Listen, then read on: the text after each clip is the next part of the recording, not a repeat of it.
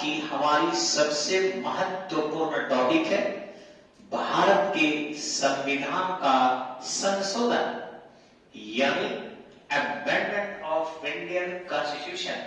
ध्यान रखेंगे, भारत के संविधान के संशोधन की प्रक्रिया को दक्षिण अफ्रीका से लिया गया है।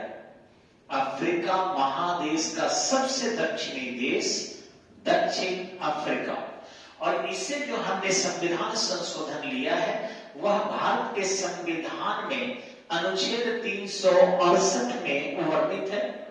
और ध्यान रखेंगे, ये 3 तरीके से भारत के संविधान का संशोधन होता है। पहला है सामान्य विधि से, यानी कि संसद के दोनों सदनों के सामान्य बहुमत से। दूसरा संशोधन होता है संसद के दोनों सदनों के विशेष बहुमत से। और तीसरा होता है कि संसद के दोनों सदनों के विशेष बहुमत के साथ साथ आधे से अधिक राज्यों के अनुसमर्थन से। अर्थात अभी हमारे पास यानी भारत में 28 राज्य हैं, तो आधे से अधिक यानी 15 राज्यों का अनुसमर्थन निहायत ही जरूरी होगा, तब जाके संविधान संशोधन पूर्ण होगा। तो 3 types of amendment in Indian constitution in article number 368। अब जो है संशोधन हम कौन कौन किए हैं, अभी तक जो है 105 संशोधन लागू हो चुका है। संशोधन तो 126 के आसपास कर दिए हम लोग, लेकिन 127 भी हो चुका है, लेकिन 105 ही संशोधन को हम लोग विधि के रूप दे पाए हैं, अर्थात महामहिम राष्ट्रपति का हस्ताक्षर हो पाया है।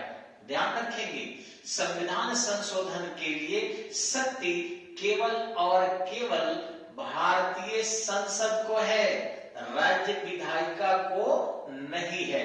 और भारतीय संसद के अंतर्गत आता है राज्यसभा, लोकसभा और राष्ट्रपति। संसद के अंतर्गत तीनों आते हैं, अर्थात लोकसभा राज्यसभा पारित कर दे और राष्ट्रपति हस्ताक्षर कर दे तो संशोधन पूर्ण माना जाता है। ध्यान रखेंगे, संविधान संशोधन के लिए कभी भी संयुक्त अधिवेशन नहीं बुलाया जाता। संविधान संशोधन के लिए दोनों सदनों के संयुक्त अधिवेशन नहीं बुलाए जाते।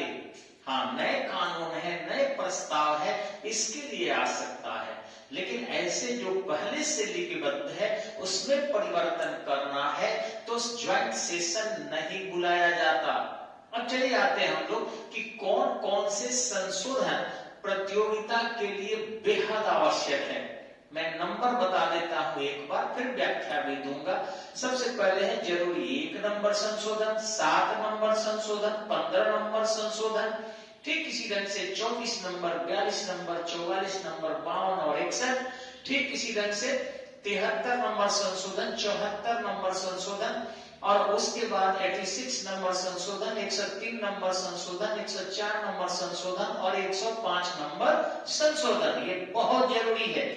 इसके अलावा हमें कोई भी संशोधन नहीं पढ़ना है। प्रतियोगियों से मैं कहूंगा, फिर ध्यान रखें, जब प्रतियोगिता की तैयारी आप कर रहे हैं तो मनोरंजन की उम्मीद छोड़ दीजिए। मनोरंजन स्कूल में होता है, बच्चों के जो छोटे छोटे बच्चों को पढ़ा रहे हैं, खेल कूद के पढ़ाई में बच्चों को मन लगेगा। जो प्रतिस्पर्धा में उछल गए हैं, जो देश के कर्णधार बनने वाले हैं, जो IAS बनने वाले हैं, IPS बनने वाले हैं, BPS से निकालकर DSP और SDM बनने वाले हैं, वो मनोरंजन के अभी उम्मीद नहीं करते। अभी तो उनके बीच प्रतिस्पर्धा होनी चाहिए। और जो कुछ कोचिंग वाले हंसगुल्ले दे रहे हैं, काफी ऐसे ऐसे उदाहरण दे रहे हैं जिससे आप सब काफी उन्हें लाइक कर रहे हैं, वो आपको एक दिन जहर की पुड़िया साबित होगा।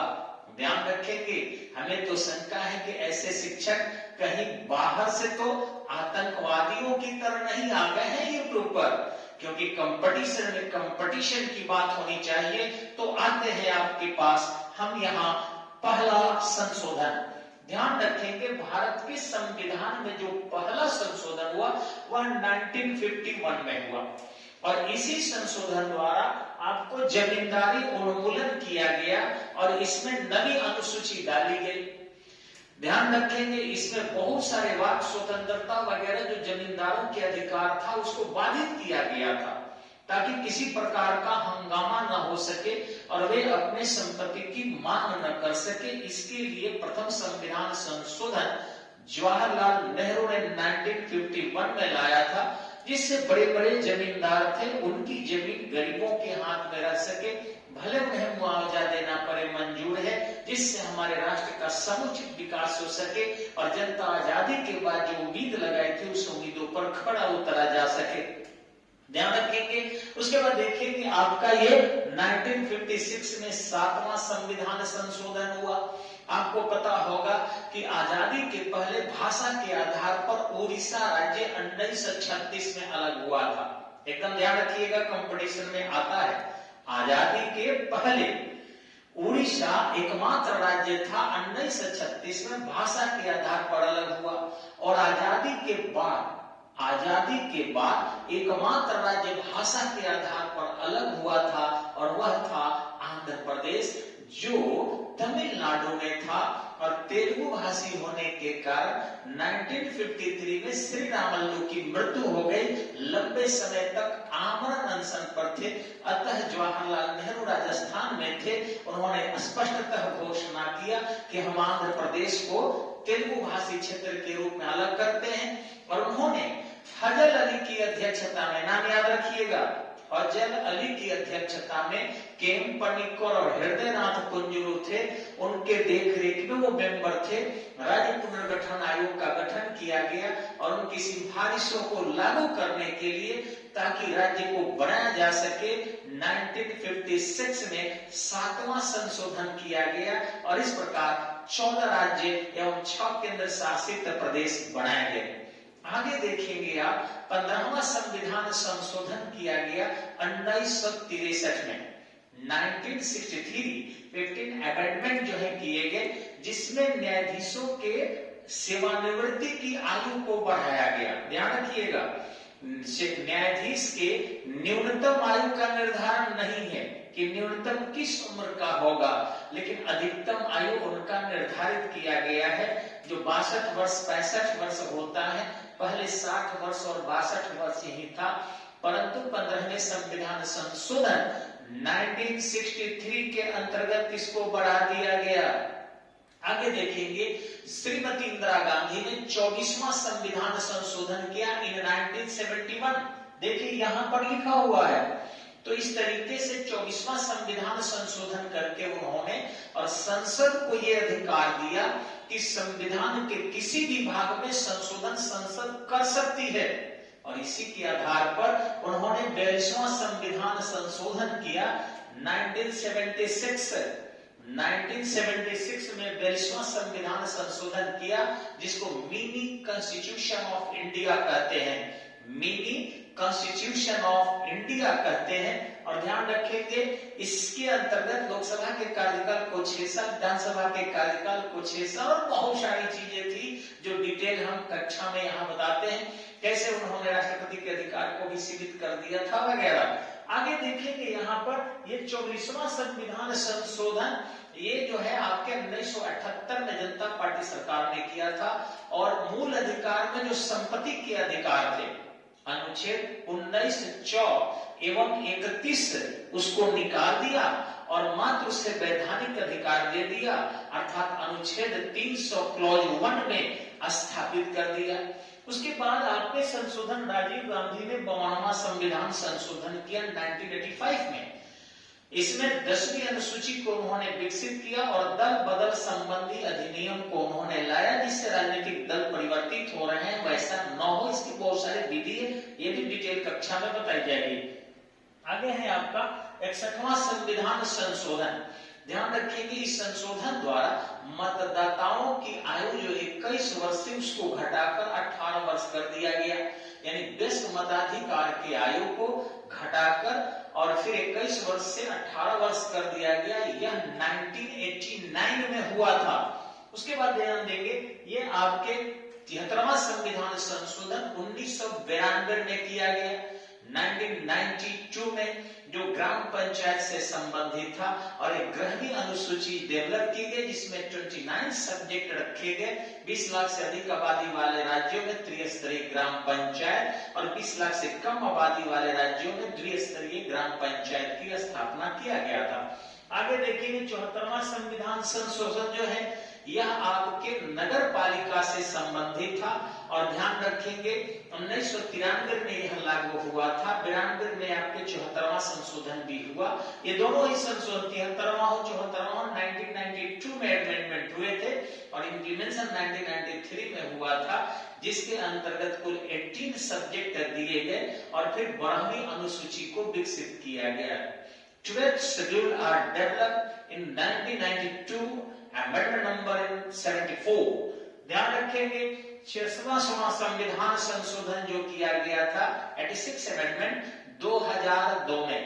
86वां संविधान संशोधन किया गया था 2002 में, जो 35वें अनुच्छेद का एक विकसित रूप था।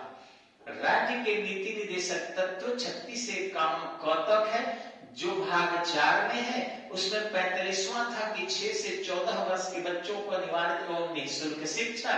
इसी को 86वां संविधान संशोधन के अंतर्गत 2002 में वैधानिक दर्जा दिया गया और इसमें एक अनुच्छेद 21 में क्लॉज 1 जोड़कर मूल अधिकार शिक्षा को बनाया गया और 11वें मौलिक कर्तव्य को डेवलप करके अनुच्छेद 51 क में स्थापित किया गया। आगे देखेंगे 103वां संशोधन, जो इससे ईडब्ल्यूएस लोगों को कुछ जस्टिस मिला है, क्योंकि आर्थिक रूप से जो पिछड़े हुए सामान्य जाति के लोग हैं वो सरकारी जॉब से या बहुत सारे उपलब्धियों से वंचित हो जा रहे थे, अतः इनको 10% जो है आरक्षण दिया गया 2009 में। ठीक है, आगे देखेंगे आपका 2020 में 104वां संशोधन किया गया। 104वां संशोधन क्या है कि जो लोकसभा राज्यसभा में शेड्यूल ट्राइब के लिए रिजर्वेशन था उसे 2030 तक के लिए बढ़ा दिया गया है, यह संशोधन किया गया था। उसके बाद ये 105वां संशोधन 2021 में किया गया है।